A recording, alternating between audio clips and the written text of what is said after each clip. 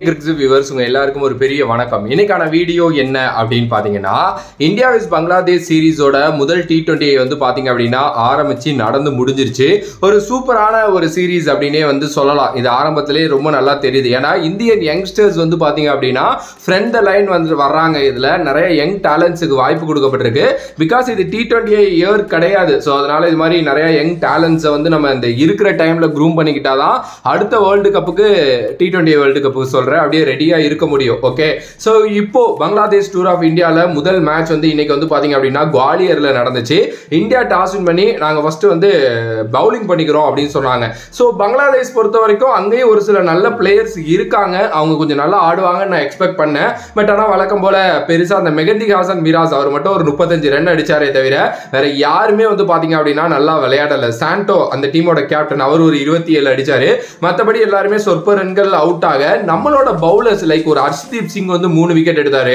ஹர்திக் பாண்டியா நல்லா ஓவர் போட்டு ஒரு விக்கெட் எடுத்தாரு. வருண் சக்கரவர்த்தி கிட்டத்தட்ட நான் ஒரு 2-3 வருஷமா வெயிட் பண்ணிக்கிட்டு இருக்க ஒரு பிளேயர், ஒரு சம கம்பேக் அப்படின்னே சொல்லலாம். அவர் ஒரு 3 விக்கெட் எடுத்தாரு. மயங்க் யாதவ் எஸ் அவரோட ஸ்பீடு அடேங்கப்பா அப்பப்பப்பா அப்படிதான் இருக்கு.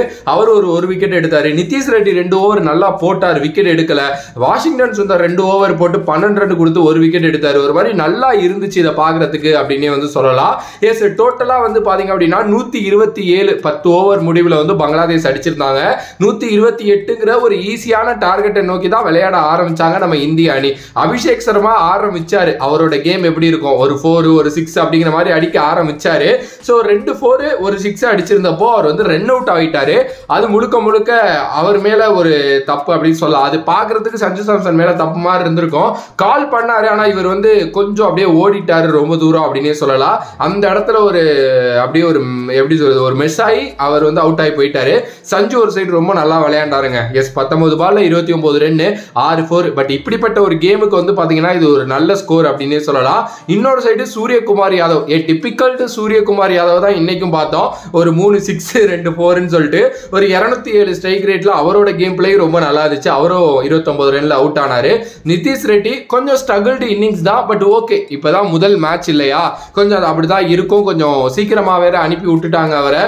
ஸோ வந்து கொஞ்சம் நிதானப்படுத்தி விளையாண்டுட்டு இருந்தாரு. பட் இன்னொரு சைடு ஹர்திக் பாண்டியா நம்ம எப்பெல்லாம் அவரை வந்து பாத்தீங்க அப்படின்னா இவரெல்லாம் வேணாப்பான்னு யோசிக்கிறோமோ அப்போ வந்து பாத்தீங்கன்னா டே இங்க நான் தாண்டாங்கிற மாதிரி காட்டிட்டு போயிட்டாரு. எஸ் கிட்டத்தட்ட ஹர்திக் பாண்டியாவுக்கு ஒரே ஏறு முகமா தான் இருக்கு அப்படின்னு தான் நான் சொல்லுவேன். அது இந்த வேர்ல்டு கப் ஆரம்பிச்சதுலேருந்து. ஏன்னா பவுலிங் போட்டாலும் விக்கெட் விழுவுது, பேட்டிங் இன்னைக்கு போட்டு கிழிச்சிட்டாரு. சும்மா 243 ஸ்ட்ரைக் ரேட்ல 2 6 5 4 அப்படின்னு சொல்லிட்டு 16 பால்ல 39 ரன் கேமை ஈஸியா முடிச்சுட்டு போய்கிட்டே இருந்தாரு அப்படின்னே சொல்லலாம். ரொம்ப நல்லா விளையாண்டாங்க இந்திய அணி. பவுலர்ஸா இருக்கட்டும், பேட்டர்ஸா இருக்கட்டும். இந்த வீடியோட ஆரம்பத்திலேயே நான் சொன்ன மாதிரி யங்ஸ்டர்ஸ் வந்து முன்னாடி வர்றது ரொம்ப நல்லா இருக்கு அப்படின்னே சொல்லலாம். ஏன்னா ஒரு அபிஷேக் சர்மா, ஒரு சஞ்சு மாதிரி, ஒரு ரியான் பராக் அவரும் நல்லா ஃபீல்டிங் பண்ணிட்டு இருந்தாரு.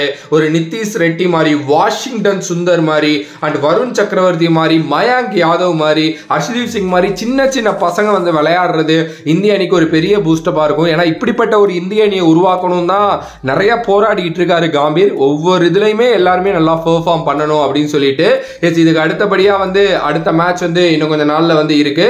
அண்ட் இதை தாண்டி மறுபடியும் நியூசிலாந்தோட ஒரு டெஸ்ட் சீரிஸ் வேற ஆரம்பிக்க போகுது.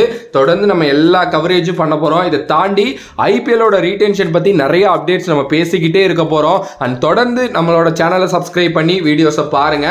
வேறொரு வீடியோல வேறொரு கான்செப்ட்ல வந்து சந்திக்கின்றேன். Anil bhai from this is VJ Mani. Love you all. Stay safe மக்களே. Stay safe.